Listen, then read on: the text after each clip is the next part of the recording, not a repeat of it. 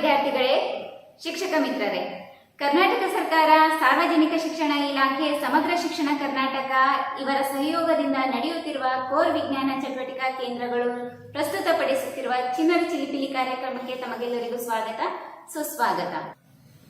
ಪ್ರತಿ ವಾರ ಚಿನ್ನರ ಚಿಲಿಪಿಲಿ ಕಾರ್ಯಕ್ರಮದಲ್ಲಿ ಹಲವಾರು ಶಿಕ್ಷಕರು ಬಂದು ಹಲವಾರು ಚಟುವಟಿಕೆಗಳನ್ನು ಮಾಡಿ ತೋರಿಸಿದ್ದಾರೆ. ಅದೇ ರೀತಿ ಈ ವಾರವೂ ಕೂಡ ಹಲವಾರು ಶಿಕ್ಷಕರು ಬರ್ತಾ ಇದ್ದಾರೆ, ಬಂದು ನಿಮಗೆ ಚಟುವಟಿಕೆ ಮಾಡಿ ತೋರಿಸುತ್ತಾರೆ. ಎಲ್ಲರಿಗೂ ಮಕರ ಸಂಕ್ರಾಂತಿಯ ಶುಭಾಶಯಗಳು. ಈಗ 9ನೇ ತರಗತಿಯಲ್ಲಿ ಶಬ್ದ ಪಾಠದಲ್ಲಿ ಬರ್ತಕ್ಕಂಥ ಒಂದು ಚಟುವಟಿಕೆ. ಆ ಚಟುವಟಿಕೆಗೆ ಬೇಕಾಗುವ ಸಾಮಗ್ರಿಗಳು: ಒಂದು ಪ್ಲಾಸ್ಟಿಕ್ ಫನೇಲ್, ಅದರ ಮೇಲೆ ಒಂದು ಬಲೂನನ್ನು ಫಿಕ್ಸ್ ಮಾಡಿದ್ದೀನಿ. ಅದರ ಮೇಲೆ ಒಂದು ಚಿಕ್ಕದಾದಂತಹ ಸಮತಲ ದರ್ಪಣದ ತುಂಡನ್ನು ಅಂಟಿಸಿದ್ದೀನಿ. ಈಗ ಇಲ್ಲಿ ಮೇಲುಗಡೆ ನೋಡ್ತಾ ಇದ್ರಲ್ಲ, ಇದು ಲೇಸರ್ ಡಯೋಡ್ ಅಂತಕ್ಕಂಥದ್ದು, ಲೇಸರ್ ಪಾಯಿಂಟರ್ದಿಂದ ತೆಗೆದುಕೊಂಡದ್ದು. ಅದನ್ನು ನಾವೀಗ ಒಂದು ವಿದ್ಯುತ್ ಕೋಶದ ಸಹಾಯದಿಂದ ಅದನ್ನು ಈಗ ಬೆಳಗಿಸ್ತಾ ಇದ್ದೀನಿ. ತಾವು ನೋಡ್ತಬಹುದು, ಇಲ್ಲಿ ಆ ಲೇಸರ್ ಬೆಳಕು ಈ ಸಮತಲ ದರ್ಪಣದ ಮೇಲೆ ಬಿದ್ದು ಪ್ರತಿಫಲಿತ ಬೆಳಕನ್ನು ತಾವು ಒಂದು ಇಲ್ಲಿ ಸ್ಕ್ರೀನ್ ಮೇಲೆ ತಾವು ನೋಡ್ತಾ ಇದ್ದೀರಿ.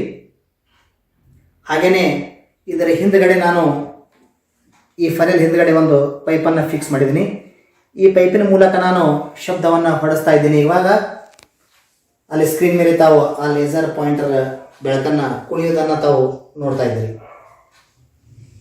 Hello hello hello hello hello Om Om Om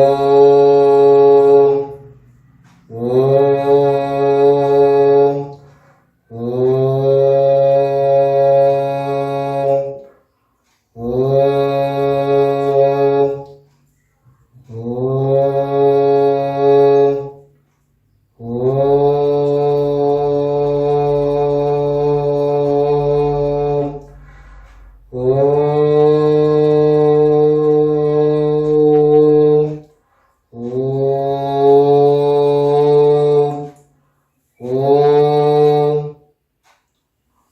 ನೋಡಿದ್ರಲ್ಲ, ಇದು ಶಬ್ದವು ಕೂಡ ಬೆಳಕನ್ನು ನರಗಿಸುವಂತೆ ಮಾಡಬಲ್ಲದು ಅಂತಕ್ಕಂಥದ್ದು ಈ ಚಟುವಟಿಕೆಯ ಅಂಶವಾಗಿದೆ. ಧನ್ಯವಾದಗಳು.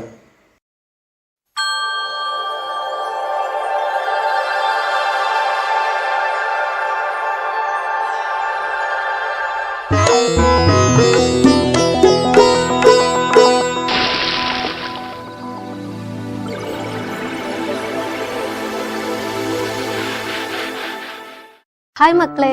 Hi madam. ಇವತ್ತು ನಾವು ನಮ್ಮ ದೇಹಕ್ಕೆ ಹೊದಿಕೆಯಂತಿದ್ದು ಎಲ್ಲಾ ಅಂಗಗಳನ್ನು ರಕ್ಷಿಸುವಂತಹ ಚರ್ಮದ ಬಗ್ಗೆ ತಿಳ್ಕೊಳ್ಳೋಣ. ಹಾಗಾದ್ರೆ ಚರ್ಮದಲ್ಲಿ ಕೆಲವೊಂದಿಷ್ಟು ಪ್ರಮುಖ ಭಾಗಗಳು ಬರುತ್ತೆ ಮತ್ತು ಅವುಗಳ ಪ್ರಮುಖ ಕಾರ್ಯನೂ ಇರುತ್ತೆ. ಮುಖ್ಯವಾಗಿ ಚರ್ಮದಲ್ಲಿ 3 ಪದರು ಕಂಡುಬರುತ್ತೆ. ಒಂದು ಹೊರ ಚರ್ಮ, ಒಳ ಚರ್ಮ ಹಾಗೂ ಬೆಳೆಯುವ ಪದರು. ಹಾಗಾದ್ರೆ ಹೊರ ಚರ್ಮದ ಕಾರ್ಯ ಏನಿರ್ಬೋದು? ಹೊರ ಚರ್ಮದಲ್ಲಿ ನಿರ್ಜೀವ ಜೀವಕೋಶಗಳಿರುತ್ತೆ. ಈ ಜೀವಕೋಶಗಳು ಚರ್ಮಕ್ಕೆ, ದೇಹಕ್ಕೆ ರಕ್ಷಣೆಯನ್ನ ಕೊಡುತ್ತೆ. ನಂತರದಲ್ಲಿ ಈ ಪದರು ಬೆಳೆಯುವ ಪದರು ಎಂದು ಹೇಳಲಾಗುತ್ತೆ. ಈ ಬೆಳೆಯುವ ಪದರದಲ್ಲಿ ಹಲವಾರು ಮತ್ತಷ್ಟು ಭಾಗಗಳು ಬರುತ್ತೆ. ಈ ಭಾಗವು ರೋಮಕೂಪ, ಇದು ರೋಮ. ಇದು ತೈಲ ಗ್ರಂಥಿ. ಇವು ತೈಲವನ್ನು ಸ್ರವಿಸಿ ರೋಮಕ್ಕೆ ಮೃದುವಾಗಿರಿಸಲು ಸಹಾಯ ಮಾಡುತ್ತೆ. ಹಾಗೇನೆ ಬ್ಯಾಕ್ಟೀರಿಯಾಗಳ ವಿರುದ್ಧವೂ ಸಹ ಹೋರಾಡುತ್ತೆ. ಇಲ್ಲಿ ಇನ್ನೊಂದು ಭಾಗ ಕಂಡು ಬರುತ್ತೆ. ಇದು ಸ್ವೇದ ಗ್ರಂಥಿ ಎಂದು ಕರೆಯಲಾಗುತ್ತೆ. ಸ್ವೇದ ಗ್ರಂಥಿಯು ಸ್ವೇದ ನಾಳದ ಮುಖಾಂತರ ಸ್ವೇದ ರಂಧ್ರಕ್ಕೆ ತೆರೆದುಕೊಳ್ಳುತ್ತೆ. ಈ ಸ್ವೇದ ಗ್ರಂಥಿಯು ಸುತ್ತಲೂ ಇರುವ ಕೋಶಗಳು ಸ್ರವಿಸುವಂತಹ ಸೋಡಿಯಂ ಕ್ಲೋರೈಡ್, ಯೂರಿಕ್ ಆಮ್ಲ, ಯೂರಿಯಾವನ್ನು ತೆಗೆದುಕೊಂಡು ಬೆವರಿನ ಮುಖಾಂತರ ಹೊರಗೆ ಹಾಕಿ ದೇಹದ ಉಷ್ಣತೆಯನ್ನು ನಿಯಂತ್ರಿಸುವಲ್ಲಿ ಸಹಾಯ ಮಾಡುತ್ತೆ. ಹೀಗೆ ನಮ್ಮ ಚರ್ಮವು ದೇಹದ ಉಷ್ಣತೆಯನ್ನು ನಿಯಂತ್ರಿಸಲು ಮುಖ್ಯವಾದಂತಹ ಒಂದು ಕಾರ್ಯವನ್ನು ಮಾಡುತ್ತೆ. ಸಾಮಾನ್ಯವಾಗಿ ಮನುಷ್ಯನ ಚರ್ಮವೇ 4 kgಯಷ್ಟು ತೂಗುತ್ತದೆ. ಇನ್ನೊಂದು ವಿಸ್ಮಯಕಾರಿ ಸಂಗತಿ ಅಂದ್ರೆ ನಮ್ಮ ಚರ್ಮದ ಕೆಳಪದರದಲ್ಲಿ ಅಡಿಪೋಸ್ ಅಂಗಾಂಶ ಎಂಬಿರುತ್ತೆ. ಅಲ್ಲಿ ಕೊಬ್ಬಿನ ಸಂಗ್ರಹಣೆ ಆಗಿರುತ್ತೆ. ಒಟ್ಟಾರೆಯಾಗಿ ಹೇಳ್ಬೇಕಂದ್ರೆ ನಮ್ಮ ದೇಹದಲ್ಲಿರುವ ಒಟ್ಟು ಕೊಬ್ಬಿನಿಂದ ನಾವು 7 ದೊಡ್ಡ ಬಾರ್ ಸೋಪ್ಗಳನ್ನ ತಯಾರಿಸಬಹುದು. ಹೀಗೆ ನಮ್ಮ ದೇಹಕ್ಕೆ ರಕ್ಷಣೆಯನ್ನು ಕೊಟ್ಟು ಉಷ್ಣಾಂಶವನ್ನು ನಿಯಂತ್ರಿಸುವಲ್ಲಿ ಪ್ರಮುಖ ಪಾತ್ರವನ್ನು ಈ ಚರ್ಮ ವಹಿಸುತ್ತೆ.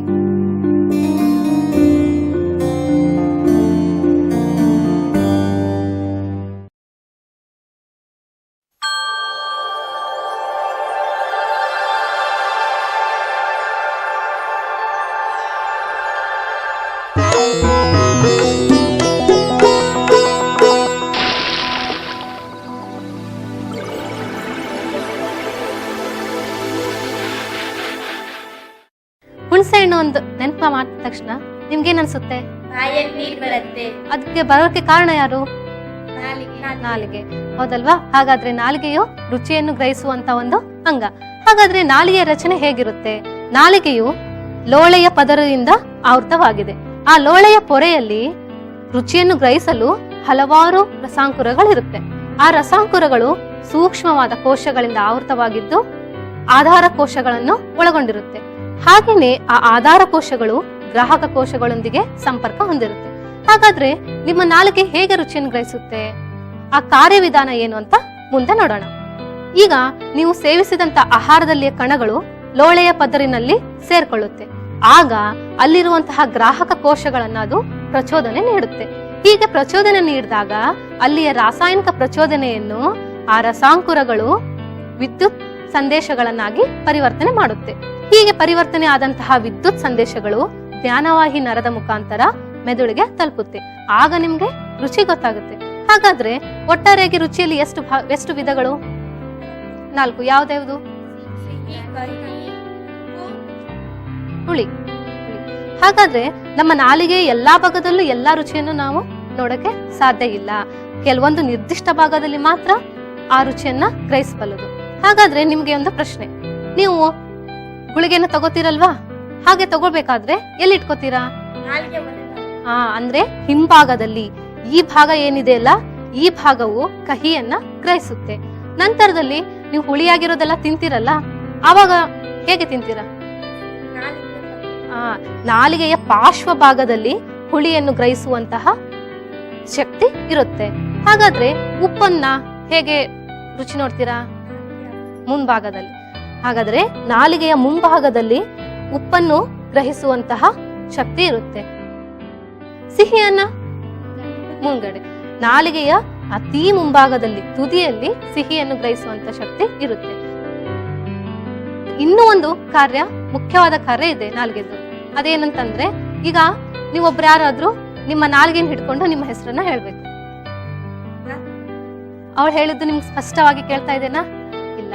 ಹಾಗೇನೆ ನಾಲ್ಗೆ ರುಚಿಯನ್ನು ಗ್ರಹಿಸೋದ್ರ ಮಾತ್ರವಲ್ಲದೆ ನಮ್ಗೆ ಮಾತನಾಡಲು ಸಹಾಯ ಆಗಿದೆ. ಅದ್ರ ಜೊತೆಗೆ ಜೀರ್ಣಕ್ರಿಯೆಯಲ್ಲೂ ಸಹ, ಆಹಾರವನ್ನ ಜೀರ್ಣ ಮಾಡಲು ಸಹ ಅದು ತುಂಬಾ ಸಹಾಯಕವಾಗಿದೆ. ನಾವು ಆಹಾರವನ್ನು ಸೇವಿಸಿದಾಗ ನಾಲ್ಗೆ ಅದನ್ನು ಪಚನ ಮಾಡಲು, ಹಲ್ಲುಗಳಿಗೆ ಸಾಗಿಸಲು ಸಹಾಯ ಮಾಡುತ್ತೆ. ಇನ್ನೊಂದು ವಿಸ್ಮಯಕಾರಿ ಸಂಗತಿ ಅಂದ್ರೆ, ನಾಲ್ಗೆ ಯಾವಾಗ್ಲೂ ಲೋಳೆಯ ಪದರಿಂದ ಆವೃತ ಆಗಿದೆ. ಅಲ್ಲಿ ಯಾವ ರಸ ಇರುತ್ತೆ? ಲಾಲ ರಸ ಇರುತ್ತೆ. ಒಂದು ವಿಸ್ಮಯಕಾರಿ ಸಂಗತಿ ಅಂದ್ರೆ, ನಮ್ಮ ಮನುಷ್ಯನು ತನ್ನ ಜೀವಿತಾವಧಿಯಲ್ಲಿ 2 ಈಜುಕೊಳದಷ್ಟು ಎಂಜಲನ್ನ ಉತ್ಪಾದಿಸ್ತಾನೆ. ಒಟ್ಟಾರೆಯಾಗಿ ನಾಲಿಗೆಯ ಕಾರ್ಯವಿಧಾನ ಬಗ್ಗೆ ತಿಳಿತಾ?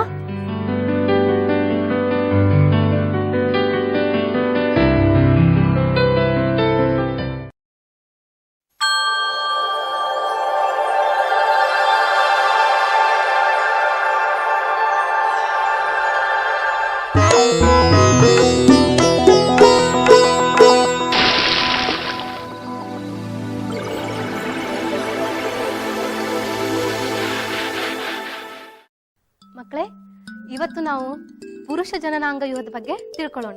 ಸಾಮಾನ್ಯವಾಗಿ ಪುರುಷ ಜನನಾಂಗದ ಬೆಳವಣಿಗೆಯು ಪ್ರಾರಂಭ ಆಗೋದು ಪ್ರೌಢಾವಸ್ಥೆಯ ನಂತರ.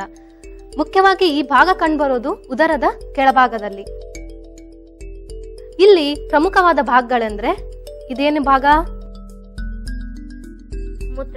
ಮೂತ್ರಪಿಂಡ. ನಂತರ ಈ ಭಾಗಕ್ಕೆ ಮೂತ್ರನಾಳ ಅಂತ ಹೇಳ್ತೀವಿ. ಈ ಭಾಗ ಮೂತ್ರಕೋಶ. ನಂತರದ ಕೆಳಭಾಗದಲ್ಲಿ ಜನನಾಂಗ ವ್ಯೂಹದ ಭಾಗಗಳು ಬರುತ್ತೆ. ಈ ಭಾಗನ ನಾವು ವೃಷಣ ಚೀಲ ಅಂತ ಹೇಳ್ತೀವಿ. ಈ ವೃಷಣ ಚೀಲವು ಆಕಾರದಲ್ಲಿ ಅಂಡಾಕಾರವಾಗಿದೆ. ಇಲ್ಲಿ 1 ನಿಮಿಷಕ್ಕೆ ಸುಮಾರು 50,000ದಷ್ಟು ವೀರ್ಯಾಣುಗಳು ಉತ್ಪತ್ತಿ ಆಗ್ತಾ ಇರುತ್ತೆ. ನಂತರ ಉತ್ಪತ್ತಿ ಆದಂತಹ ವೀರ್ಯಾಣು ಪಕ್ವವಾಗಲು ಎಪಿಡೈಮಸ್ ಎಂಬ ಭಾಗದಲ್ಲಿ 1 ರಿಂದ 3 ವಾರ ಒಳಗೆ ಬೆಳವಣಿಗೆ ಆಗುತ್ತೆ. ನಂತರ ಈ ಭಾಗವು ವ್ಯಾಸ್ ಡಿಫರೆನ್ಸ್ ಅಂತ ಹೇಳ್ತೀವಿ. ಈ ವ್ಯಾಸ್ ಡಿಫರೆನ್ಸ್ ಮುಖಾಂತರ ಈ ಪಕ್ವವಾದಂತ ವೀರ್ಯಾಣುವು ಚಲಿಸಿ ಪೆನಿಸ್ನ ಭಾಗಕ್ಕೆ ಬರುತ್ತೆ. ಈ ಭಾಗ ಏನ್ ಕಾಣ್ತಾ ಇದೆ ಅಲ್ಲ, ಈ ಭಾಗ ಪೆನಿಸ್ ಅಥವಾ ಶಿಶ್ನ ಅಂತ ಹೇಳ್ತೀವಿ. ಈ ಭಾಗದ ಪ್ರಮುಖ ಕಾರ್ಯ ಅಂದ್ರೆ ವೃಷಣದಿಂದ ಬಂದಂತ ವೀರ್ಯಾಣುಗಳನ್ನು ಹಾಗೆಯೇ ಮೂತ್ರಕೋಶದಿಂದ ಬಂದಂತ ಮೂತ್ರವನ್ನು ಹೊರಗೆ ಸಾಗಿಸಲು ಸಹಾಯ ಮಾಡುತ್ತೆ. ಈಗ ನಿಮ್ಗೆ ಮೂತ್ರಜನಕಾಂಗದ ಬಗ್ಗೆ ಅರ್ಥ ಆಯ್ತಲ್ವಾ? ಅರ್ಥ ಆಯ್ತು ಮೇಡಮ್.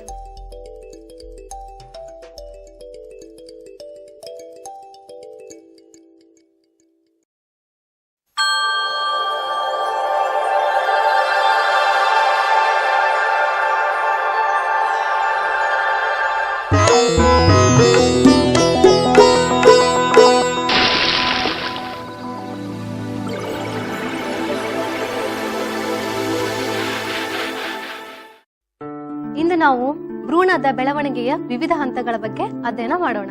ಅಂಡಾಣು ಹಾಗೂ ವೀರ್ಯಾಣುವಿನ ಸಮಾಗಮನದ ನಂತರ ಯುಗ್ಮವು ಪ್ರಾರಂಭವಾಗುತ್ತದೆ. ಆ ಯುಗ್ಮವು ಮೊದಲಿಗೆ ಕೇವಲ 2 ಮಿಲಿಮೀಟರ್ನಷ್ಟು ಮಾತ್ರ ಇರುತ್ತದೆ. 2 ಮಿಲಿಮೀಟರ್ ಅಂದ್ರೆ ತುಂಬಾ ಹೀಗೆ 2 ಮಿಲಿಮೀಟರ್ನಷ್ಟು ಇರುವಂತಹ ಭ್ರೂಣವು ಬೆಳವಣಿಗೆ ಹೊಂದಿ 9 ತಿಂಗಳಲ್ಲಿ ಮಗುವಾಗಿ ಪರಿಣಮಿಸುತ್ತದೆ. ಇಲ್ಲಿ ಮುಖ್ಯವಾಗಿ ಆಗುವಂತಹ ಬದಲಾವಣೆಗಳೆಂದರೆ ಮೊದಲಿಗೆ ಮೆದುಳು ಹಾಗೂ ಬೆನ್ನುಹುರಿಯ ಪ್ರಾರಂಭವಾಗುತ್ತದೆ.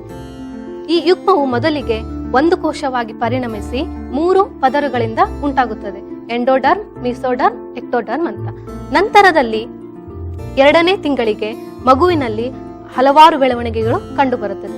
ಇಲ್ಲಿ ಕೈ ಕಾಲುಗಳ ಬೆಳವಣಿಗೆ, ಹಾಗೇನೆ ಹೃದಯವು ನಾಳದಂತಿದ್ದು ಹೃದಯ ಬಡಿತ, ರಕ್ತವನ್ನು ಪಂಪ್ ಮಾಡುವುದನ್ನು ಸಹ ನಾವು ಇಲ್ಲಿ ನೋಡಬಹುದು. ಈ ಹಂತದ ವೀಕ್ಷಣೆಯನ್ನು ಅಲ್ಟ್ರಾಸ್ಕ್ಯಾನ್ ಮುಖಾಂತರವೂ ನಾವು ವೀಕ್ಷಿಸಬಹುದು. ನಂತರ 3ನೇ ತಿಂಗಳಿನ ಅವಧಿಯಲ್ಲಿ ಮಗುವಿನ ಬೆಳವಣಿಗೆಯು ತುಂಬಾ ವೇಗವಾಗಿ ನಡೆಯುತ್ತಾ ಇರುತ್ತೆ. ಈ ತಿಂಗಳಿನಲ್ಲಿ ಮಗುವು ಸಾಮಾನ್ಯವಾಗಿ ಎಲುಬುಗಳು, ಸ್ನಾಯುಗಳು ಎಲ್ಲ ಅಂಗಾಂಗಗಳಿಂದ ಕೂಡಿದ್ದು ಬೆಳವಣಿಗೆ ಹಂತವನ್ನು ತಲುಪಿರುತ್ತೆ. ಈ ಸಂದರ್ಭದಲ್ಲಿ ಸುಮಾರಾಗಿ ಅದರ ಉದ್ದ 17 ಮಿಲಿಮೀಟರ್ನಷ್ಟು ಇರುತ್ತದೆ. 4 ಮತ್ತು 5ನೇ ತಿಂಗಳಿನಲ್ಲಿ ಸುಮಾರಾಗಿ ಮಗುವು 160 ಮಿಲಿಮೀಟರ್ನಷ್ಟು ಉದ್ದ ಇದ್ದು ಇಲ್ಲಿ ಕೂದಲುಗಳ ಬೆಳವಣಿಗೆಯು ಪ್ರಾರಂಭವಾಗುತ್ತದೆ. ಕಣ್ಣು ರೆಪ್ಪೆಗಳು ಹಾಗೇನೆ ಹುಬ್ಬು ಈ ಎಲ್ಲಾ ಬೆಳವಣಿಗೆಯು ಪ್ರಾರಂಭವಾಗುತ್ತದೆ. ಇನ್ನು 6ನೇ ತಿಂಗಳಿನಲ್ಲಿ ಮಗುವು ಕಣ್ಣನ್ನು ತೆರೆಯುತ್ತದೆ. ಇಲ್ಲಿ ಮಗುವಿನ ಚಲನವಲನಗಳನ್ನು ತಾಯಿಯು ಅನುಭವಿಸುತ್ತಾಳೆ. ನಂತರ 7ನೇ ತಿಂಗಳಿನಲ್ಲಿ ಮಗುವಿನ ಬೆಳವಣಿಗೆಯು ಅಧಿಕವಾಗಿರುತ್ತದೆ. ಹಾಗೇನೆ ಮಗುವಿನ ಚಲನವಲನವೂ ಸಹ ಅಧಿಕವಾಗಿರುತ್ತದೆ. ಸುಮಾರಾಗಿ ಇಲ್ಲಿ ಮಗುವು 240 ಮಿಲಿಮೀಟರ್ನಷ್ಟು ಉದ್ದವಾಗಿರುತ್ತದೆ. ಹಾಗೇನೆ ಈ ಮಗುವು ಸ್ಪರ್ಶ ಹಾಗೂ ಶಬ್ದಗಳಿಗೆ ಪ್ರತಿಕ್ರಿಯೆಯನ್ನು ನೀಡುತ್ತದೆ. ಈ ಹಂತದಲ್ಲಿ ಮಗುವು ಜನನ ಪೂರ್ವ ಸಿದ್ಧತೆಯನ್ನ ತಲುಪುತ್ತದೆ.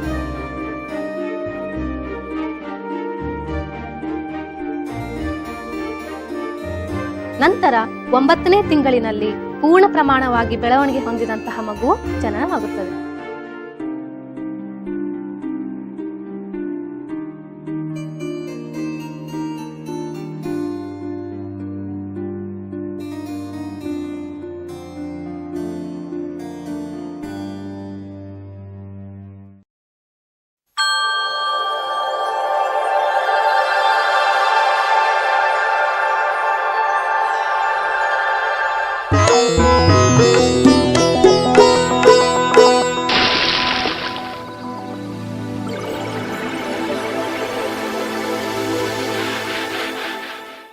ಇವತ್ತು ನಾವು ಉಸಿರಾಟ ಕ್ರಿಯೆಯ ಬಗ್ಗೆ ಅಭ್ಯಾಸ ಮಾಡೋಣ.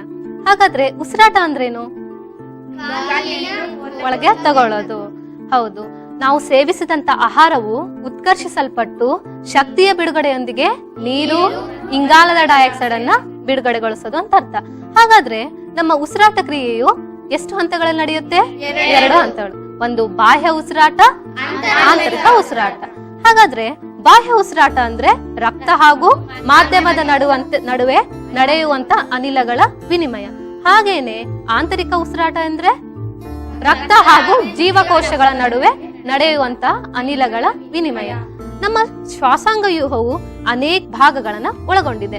ಮೊದಲನೇ ಭಾಗ ಯಾವುದು? ಮೂಗು. ನಮ್ಮ ಶ್ವಾಸಾಂಗ ವ್ಯೂಹವು ಮೂಗಿನ ಮುಖಾಂತರ ಪ್ರಾರಂಭಗೊಳ್ಳುತ್ತೆ. ನಾವು ಮೂಗಿನಿಂದ ಹೊರಗಡೆ ಗಾಳಿಯನ್ನು ತೆಗೆದುಕೊಳ್ತೇವೆ. ಹಾಗಾದ್ರೆ ನಮ್ಮ ಮೂಗಿನಲ್ಲಿ 2 ನಾಸಿಕ ರಂಧ್ರಗಳಿವೆ. ನಾಸಿಕ ರಂಧ್ರದಲ್ಲಿ ನಾಸಿಕ ಕುಹರವಿದೆ. ಆ ನಾಸಿಕ ಕುಹರದಲ್ಲಿ ಅನುಲೇಪಕ ಅಂಗಾಂಶವಿದ್ದು ರೋಮಗಳಿಂದ ಹೊರತಾಗಿದೆ. ಹಾಗಾದ್ರೆ ರೋಮಗಳ ಕಾರ್ಯ ಏನು? ಗಾಳಿಯನ್ನ ಶುದ್ಧೀಕರಿಸಿ ನಮ್ಮ ಶ್ವಾಸಕೋಶಗಳಿಗೆ ಕಳಿಸೋದು. ಹಾಗೇನೆ ಮತ್ತೊಂದು ಪ್ರಮುಖ ಕೆಲಸವನ್ನ ಮಾಡುತ್ತೆ. ಗಾಳಿಯನ್ನು ನಮ್ಮ ದೇಹದ ಉಷ್ಣಕ್ಕೆ ಅನುಗುಣವಾಗಿ ತೇವಾಂಶಗೊಳಿಸಿ ಶ್ವಾಸಕೋಶಕ್ಕೆ ಕಳಿಸುವ ಕಾರ್ಯವನ್ನ ರೋಮಗಳು ಮಾಡುತ್ತೆ. ನಂತರ ನಮ್ಮ ಮೂಗಿನ ನಂತರ ಇಲ್ಲಿ ಶ್ವಾಸನಾಳದ ಮೊದಲನೇ ಭಾಗವಾದ ಗಂಟಲಿಗೆ ಗಾಳಿಯು ಪ್ರವೇಶ ಮಾಡುತ್ತೆ. ಗಂಟಲಿನಲ್ಲಿ ಧ್ವನಿ ಪೆಟ್ಟಿಗೆ ಇರುತ್ತೆ. ಧ್ವನಿ ಪೆಟ್ಟಿಗೆಯಲ್ಲಿ ಧ್ವನಿ ಹೇಗೆ ಉತ್ಪಾದನೆ ಆಗುತ್ತೆ? ಸ್ವರತಂತುಗಳು ಒಂದಕ್ಕೊಂದು ಕಂಪನ ಮಾಡಿದಾಗ ಧ್ವನಿ ಉತ್ಪಾದನೆ ಆಗುತ್ತೆ. ನಂತರ ಆ ಶ್ವಾಸನಾಳವು ಸಿ ಆಕಾರದ ಮೃದ್ವಸ್ಥಿಯ ಅಂಗಾಂಶಗಳಿಂದ ಆವೃತವಾಗಿದೆ. ಈ ಮೃದ್ವಸ್ಥಿ ಅಂಗಾಂಶಗಳು ಯಾವಾಗಲೂ ಗಾಳಿಯಲ್ಲೂ ವಿನಿಮಯ ಮಾಡಲಿಕ್ಕೆ ಸಹಾಯವನ್ನ ಮಾಡಿಕೊಳ್ಳುತ್ತೆ. ಯಾವಾಗಲೂ ಇವೆ ತೆರೆದಿಡುತ್ತವೆ. ನಂತರ ಈ ಶ್ವಾಸನಾಳವು ಒಂದು ಸ್ನಾಯುವಿನ ಕೊಳವೆಯಾಗಿದ್ದು ಮುಂದೆ ಕವಲುಗಳಾಗಿ ಕವಲುಗಳಾಗಿ ಅನುಕ್ರಮವಾಗಿ ಎಡ ಶ್ವಾಸಕೋಶ ಹಾಗೂ ಬಲ ಶ್ವಾಸಕೋಶಕ್ಕೆ ತೆರೆದುಕೊಳ್ಳುತ್ತೆ. ಈ ಬ್ರಾಂಕೈಗಳು ಮುಂದೆ ಬ್ರಾಂಕಿಯೋಲ್ಗಳಾಗಿ ಈ ತರ ಚಿಕ್ಕ ಚಿಕ್ಕ ಕವಲುಗಳಾಗಿ ವಾಯುಚೀಲಗಳೆಂಬ ಅತಿ ಸಣ್ಣ ಅಂಗಾಂಶದಲ್ಲಿ ಕೊನೆಗೊಳ್ಳುತ್ತೆ. ಹಾಗಾದ್ರೆ ನಮ್ಮ ಶ್ವಾಸಕೋಶದಲ್ಲಿ 300 ಮಿಲಿಯನ್ಗಿಂತಲೂ ಹೆಚ್ಚಿಗೆ ಗಾಳಿ ಚೀಲಗಳಿವೆ. ಆ ಗಾಳಿ ಚೀಲಗಳನ್ನು ಸಾಮಾನ್ಯವಾಗಿ ನಾವು ತುಲನೆ ಮಾಡಿ ನೋಡಿದಾಗ ಒಂದರ ಪಕ್ಕ ಒಂದು ಇಟ್ಟಾಗ ನಾವು ಒಂದು ಬಾಸ್ಕೆಟ್ ಬಾಲ್ ಗ್ರೌಂಡ್ ನಷ್ಟು ವಿಸ್ತೀರ್ಣವನ್ನ ಮಾಡಬಹುದು. ನಂತರ ಈ ವಾಯು ಚೀಲಗಳು, ಕವಲುಗಳು, ಹಾಗೇನೆ ಅದಕ್ಕೆ ಹೊಂದಿಕೊಂಡಂತೆ ರಕ್ತನಾಳಗಳು ಅತಿ ಸೂಕ್ಷ್ಮವಾಗಿದ್ದು ನಮ್ಮ ಶ್ವಾಸಕೋಶದಲ್ಲಿ ನಡೆಯುವ ಅನಿಲ ವಿನಿಮಯಕ್ಕೆ ಸಹಾಯವನ್ನ ಮಾಡುತ್ತೆ. ಇಲ್ಲಿ ನೀವು ಒಂದು ಗಮನಿಸ್ತಿರ್ಬೋದು, 2 ಶ್ವಾಸಕೋಶದ ಗಾತ್ರ ಒಂದೇ ತರ ಆಗಿದೆಯಾ? ಮತ್ತೆ ಶ್ವಾಸಕೋಶ ಚಿಕ್ಕದಾಗಿದೆ. ಯಾಕಿರ್ಬೋದು? ಯಾಕಂದ್ರೆ ನಮ್ಮ ದೇಹದ ಎಡಭಾಗದಲ್ಲಿ ಹೃದಯವು ಸ್ವಲ್ಪ ವಾಲಿರೋದ್ರಿಂದ ಎಡಭಾಗದ ಶ್ವಾಸಕೋಶವು ಬಲಭಾಗದ ಶ್ವಾಸಕೋಶಕ್ಕಿಂತ ಸ್ವಲ್ಪ ಚಿಕ್ಕದಾಗಿರುತ್ತೆ. ಹಾಗೇನೆ ಈ ಶ್ವಾಸಕೋಶವು 2 ಪದರಗಳು, ಪ್ಲ್ಯೂರಾ ಎಂಬ ಪದರಗಳಿಂದ ಆವೃತ ಆಗಿದೆ. ಆ ಪದರಗಳಲ್ಲಿ ಒಂದು ದ್ರವ ಇರುತ್ತೆ. ಆ ದ್ರವ ಶ್ವಾಸಕೋಶಗಳನ್ನ ಬೇರೆ ಆಘಾತಗಳಿಂದ ರಕ್ಷಣೆಯನ್ನ ನೀಡುತ್ತೆ. ಹಾಗಾದ್ರೆ ಈ ಶ್ವಾಸಕ್ರಿಯೆಯು ಎಷ್ಟು ಹಂತಗಳಲ್ಲಿ ನಡೆಯುತ್ತೆ? 2 ಹಂತಗಳಲ್ಲಿ ನಡೆಯುತ್ತೆ. ಒಂದು ಉಚ್ಛ್ವಾಸ, ಇನ್ನೊಂದು ನಿಶ್ವಾಸ. ಉಚ್ಛ್ವಾಸ ಅಂದ್ರೆ ಒಳಗೆ ನಾವು ಮೂಗಿನ ಮುಖಾಂತರ ವಾತಾವರಣದಲ್ಲಿರುವಂತಹ ಗಾಳಿಯನ್ನು ತೆಗೆದುಕೊಂಡು ಶ್ವಾಸಕೋಶಕ್ಕೆ ಕಳಿಸೋದಂತ ಅರ್ಥ. ನಂತರ ನಿಶ್ವಾಸ ಎಂದರೆ ಒಳಗಡೆ ಇರುವಂತಹ ಇಂಗಾಲದ ಡೈಆಕ್ಸೈಡ್ ಅನ್ನು ಶ್ವಾಸಕೋಶದಿಂದ ಮೂಗಿನ ಮುಖಾಂತರ ವಾತಾವರಣಕ್ಕೆ ಕಳಿಸುವುದಂತ ಅರ್ಥ. ಈ ಕ್ರಿಯೆಯು ಲಯಬದ್ಧವಾಗಿ ಅನುಕ್ರಮವಾಗಿ ನಡೀತಾನೆ ಇರುತ್ತೆ. ಹಾಗಾದ್ರೆ ಸಾಮಾನ್ಯವಾಗಿ 1 ನಿಮಿಷಕ್ಕೆ ಎಷ್ಟು ಬಾರಿ ನಡೆಯುತ್ತೆ? 18 ರಿಂದ 20 ಬಾರಿ. ಆದ್ರೆ ಈ ಒಂದು ಅಂಕಿಯು ಚಿಕ್ಕ ಮಕ್ಕಳಲ್ಲಿ ಅಧಿಕವಾಗಿರುತ್ತೆ. ಅಂದರೆ ಚಿಕ್ಕ ಮಕ್ಕಳು ದೊಡ್ಡವರಿಗಿಂತ ಹೆಚ್ಚಿಗೆ ಉಸಿರಾಟ ಕ್ರಿಯೆಯನ್ನ ಮಾಡ್ತಿರ್ತಾರೆ. ಈ ಉಸಿರಾಟ ಕ್ರಿಯೆಗೆ ಪಕ್ಕೆಲುಬಿನ ಸ್ನಾಯುಗಳು, ಒಪೆಯ ಸ್ನಾಯುಗಳು, ಎಲ್ಲಾ ಸ್ನಾಯುಗಳು ಸಹ ಸಹಾಯವನ್ನ ಮಾಡುತ್ತೆ. ಈಗ ಉಸಿರಾಟ ಕ್ರಿಯೆಯ ಬಗ್ಗೆ ಅರ್ಥ ಆಯ್ತಲ್ವಾ?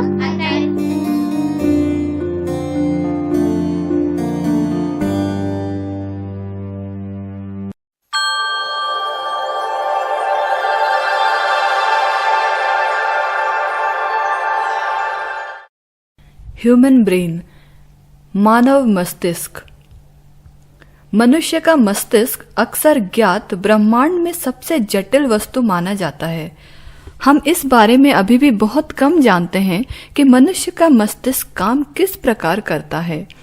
2013 में अमेरिकी राष्ट्रपति बराक ओबामा ने मानव मस्तिष्क को समझने के उद्देश्य से $100 मिलियन की मस्तिष्क पहल कदमी या ब्रेन इनिशिएटिव के नाम से एक अनुसंधान परियोजना शुरू करने की घोषणा की थी। अपने भारत में गुड़गांव में स्थित राष्ट्रीय मस्तिष्क अनुसंधान केंद्र या नेशनल ब्रेन रिसर्च सेंटर मस्तिष्क को समझने के लिए पूरी तरह से समर्पित एक संस्था है। यद्यपि हम अभी भी सीख रहे हैं कि मस्तिष्क दरअसल काम कैसे करता है, हम लंबे समय से इसकी संरचना का अध्ययन करते आ रहे हैं। ऐसा करने के लिए आपको जरूरत है मानव मस्तिष्क का एक मॉडल। मस्तिष्क तंत्रिका तंत्र का मुख्य नियंत्रण केंद्र है। तंत्रिका तंत्र हमारे शरीर की सभी प्रकार की गतियों, संवेदनाओं और विचारों का समन्वय करता है और मस्तिष्क बदले में पूरे तंत्रिका तंत्र की देखभाल करता है। मस्तिष्क हमारे शरीर की खोपड़ी के अंदर स्थित होता है। यह खोपड़ी में बने एक हड्डीदार बक्से के अंदर सुरक्षित रहता है। इस हड्डीदार बक्से को कपाल कहा जाता है। मस्तिष्क 3 झिल्लियों से घिरा रहता है जिन्हें कि मेनिंजिस कहा जाता है। मेनिंजिस के बीच की जगह में एक तरल भरा रहता है। इस तरल को सेरिब्रोस्पाइनल या मस्तिष्क मेरु द्रव कहते हैं। यह मस्तिष्क को यांत्रिक झटकों से बचाता है।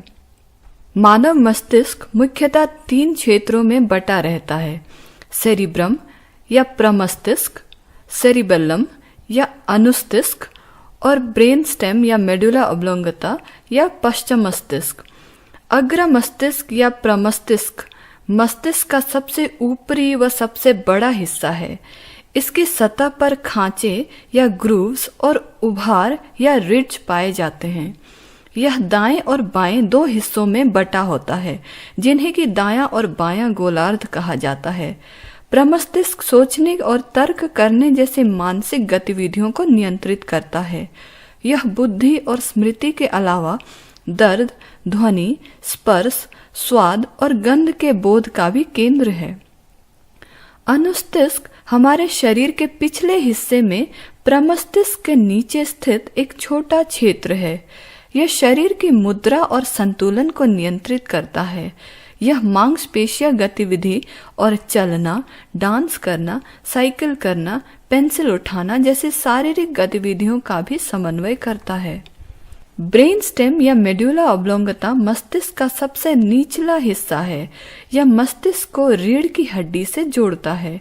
यह विभिन्न प्रकार की अनैच्छिक क्रियाओं जैसे कि हृदय की धड़कन, श्वास, रक्तचाप, क्रमाकुंचन या पेरिस्टालसिस आदि को नियंत्रित करता है। यह निगलना, खांसी, छींकना, लार का स्राव और उल्टी जैसी सहज प्रक्रियाओं को भी नियंत्रित करता है। सवाल जवाब: मस्तिष्क कितना बड़ा होता है? मस्तिष्क का वजन कितना होता है? एक वयस्क मनुष्य के मस्तिष्क का वजन 1300 से 1400 ग्राम के बीच होता है, लगभग 3 पाउंड। एक नवजात शिशु के मस्तिष्क का वजन 350 से 400 ग्राम के बीच होता है। केवल तुलना करने के लिए हाथी का मस्तिष्क 6000 ग्राम, चिंपैंजी का मस्तिष्क 420 ग्राम, रिसस बंदर का मस्तिष्क 95 ग्राम, बीगल कुत्ते का मस्तिष्क 72 ग्राम, बिल्ली का मस्तिष्क 30 ग्राम, चूहे का मस्तिष्क 2 ग्राम। तो मस्तिष्क का विकास किस उम्र तक होता है? आपके 40 के होने तक आपके मस्तिष्क का विकास होता है। तो बस इसलिए कि आपने स्कूल या कॉलेज पास कर लिया है का ये मतलब नहीं कि आप पढ़ाई करना बंद कर सकते हैं। आपका मस्तिष्क अभी भी विकास कर रहा होता है।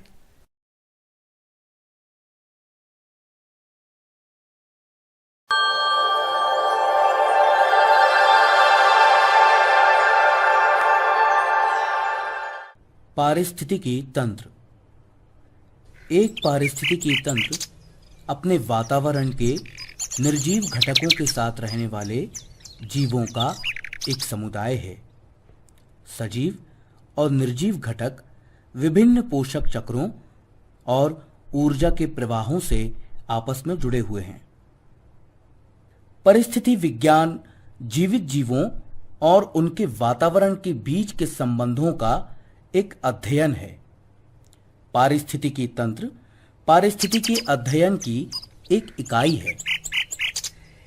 एक पारिस्थितिकी तंत्र एक समुदाय से मिलकर बना है, यानी कि एक ही इलाके में रहने वाले और एक दूसरे को प्रभावित करने वाले जीवित जीवों के एक समूह और एक वास जीवों के रहने के वातावरण से मिलकर। प्रजाति एक समुदाय की बुनियादी इकाई है। ये जीवों का एक समूह है जो कि आपस में संकरण कर जनन करने में सक्षम संतानें उत्पन्न करते हैं। एक पारिस्थितिकी तंत्र की संरचना का अध्ययन करने के लिए आपको जरूरत है मापन फीता, चौक, आवर्धक लेंस, धागा, पेपर और पेन की। स्कूल के पास एक जमीन में एक क्षेत्र का चयन करें। मापन फीता का इस्तेमाल करके लगभग 2 मीटर लंबा और 2 मीटर चौड़ा एक वर्ग क्षेत्र माप लें। धागे की मदद से चयनित क्षेत्र की सीमाओं को चिन्हित कर लें। चिन्हित क्षेत्र का ध्यान से अवलोकन करें। चिन्हित क्षेत्र में मौजूद पौधों, जानवरों, वस्तुओं आदि को देखें। इस सभी को देखने के लिए एक आवर्धक लेंस का इस्तेमाल करें। इस क्षेत्र में जो भी चीजें आपकी नजर में आई हैं, उन सभी को एक तालिका में दर्ज कर लें। इनको तालिकाबद्ध करने के बाद निम्न सवालों के जवाबों को देने की कोशिश करें। आपको कौन सी जीवित वस्तुएं मिली? अध्ययन क्षेत्र में किस प्रकार की जीवित वस्तुएं सबसे आम हैं? जीवित वस्तुओं के अलावा आपने और कौन सी अन्य वस्तुओं को दर्ज किया था? ये एक दूसरे को किस प्रकार प्रभावित करती हैं? सवाल जवाब।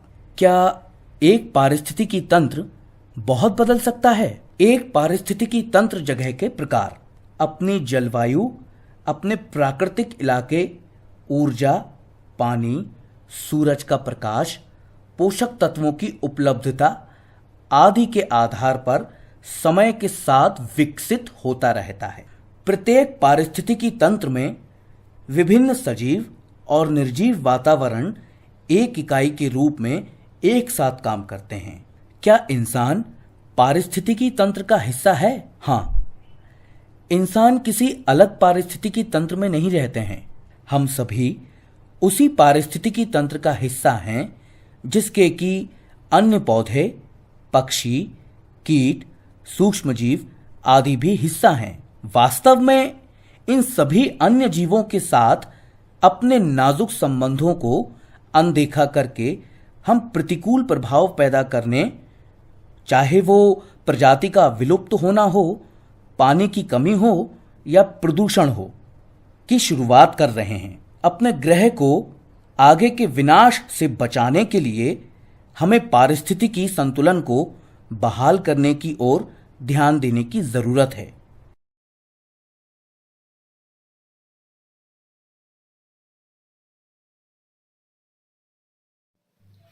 ನೋಡಿದ್ರಲ್ಲ ಮಕ್ಕಳೇ, ಇವತ್ತಿನ ದಿನ ಎಷ್ಟೊಂದು ಚಟುವಟಿಕೆಗಳನ್ನು ಕಲಿಯೋಕ್ಕೆ ಸಿಕ್ಕಿತು ಅಂತ. ಇದೇ ರೀತಿಯ ಚಟುವಟಿಕೆಗಳು ನಿಮ್ಮಲ್ಲಿ ಏನಾದರೂ ಇದ್ದರೆ ದಯವಿಟ್ಟು ನಿಮ್ಮ ವಿಡಿಯೋಸ್ಗಳನ್ನು ನಮ್ಮ ಈ ಕೆಳಕಂಡ ವಾಟ್ಸಪ್ ನಂಬರಿಗೆ ಸೆಂಡ್ ಮಾಡಿ. ಓಕೆ, ಅದೇ ರೀತಿ ಈ ಎಲ್ಲ ಚಟುವಟಿಕೆಗಳನ್ನು ಹೇಳಿಕೊಟ್ಟಂತ ನಮ್ಮ ಎಲ್ಲ ಶಿಕ್ಷಕರಿಗೂ ಧನ್ಯವಾದ ಹೇಳುತ್ತಾ ಈ ಕಾರ್ಯಕ್ರಮವನ್ನು ಮುಗಿಸೋಣ. ಧನ್ಯವಾದಗಳು.